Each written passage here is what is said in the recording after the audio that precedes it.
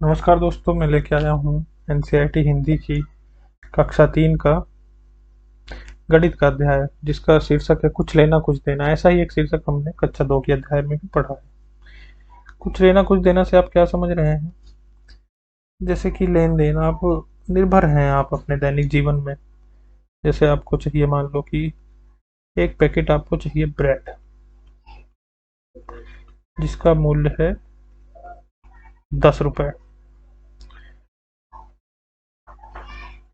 तो आपके पास यदि 10 रुपए हैं, 10 रुपए कैसे आते हैं? या तो आप कोई खेती में अनाज करके उसको बेच के पाते हैं, या फिर आपके घर में कोई नौकरी करता है कहीं पे, वहां से उसको आमदनी मिलती है, आय उसकी होती है, सैलरी मिलती है। तो ये 10 रुपए परिवार में खर्च होता है, तो आप ये 10 रुपए ले जा करके दुकानदार को देते हैं, तो आप एक को एक ब्रेड का पैकेट मिल जाता है।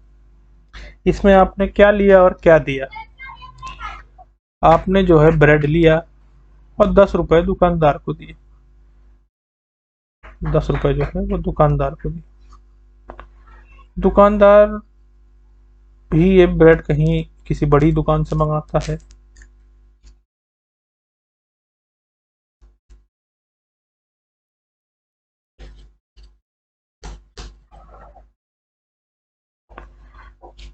तो दोस्तों, दुकानदार भी जो है ये है जो है किसी बड़ी दुकान से मंगाता है।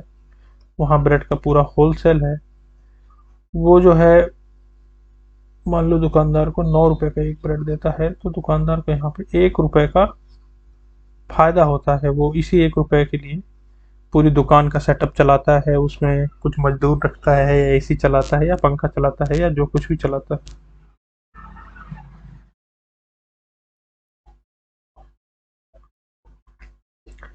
और ये ब्रेड भी किसी फैक्ट्री से लाता है। वो कोई फैक्ट्री होगी, वहाँ ब्रेड बनती होगी, वहां से लाता है।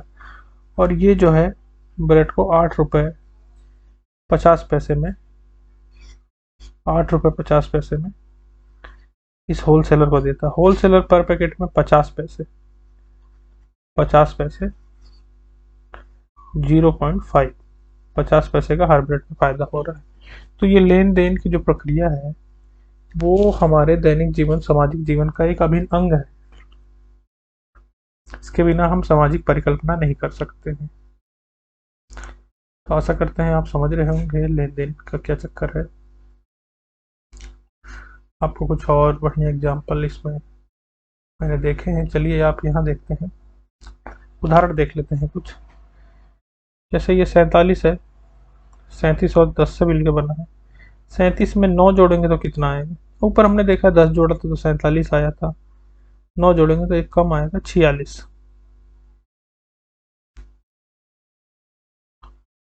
कह रहा है क्या इसके लिए कोई छोटा रास्ता है? आप ऐसे भी कर सकते हैं, इस 9 में से एक यहाँ लिए तो ये बचा 36, और ये हुआ 10। 10 यानी सीधे 36 46 हो जाएगा। और या फिर आप, ये 37 है, 37 में आप 3 दे देंगे, ये 40 हो जाएगा। तो और यहाँ 6 बचेगा, 40 और 6 46। ऐसे भी आप इसको देख सकते हैं। कई कई तरीके से आपको जोड़ने और घटाने का अभ्यास करेंगे तो आपको लिए बहुत ही सरल हो जाएगा जोड़ना घटाना। अभ्यास, आप निरंतर अभ्यास करिए। इसमें देखिए कह रहा है 66 में से क्या घटाए कि 11 आ जाए। 66 में से क्या घटाए कि 11 आ जाए? मैंने आपको देखिए बताया था, 66 माइनस कि क्या घटाना है, इसको हम मान लेते हैं x। यहाँ आ जाए 11। ये 66 है। ये बराबर के जो निशान के उधर जब चीजें जाती हैं, तो वो अपना निशान बदल देती है। बराबर के उधर जो चीज जा रही है वो x जा रही है, अभी वो ऋण माइनस का x है। यहाँ जाके ये प्लस का x हो जाएगा।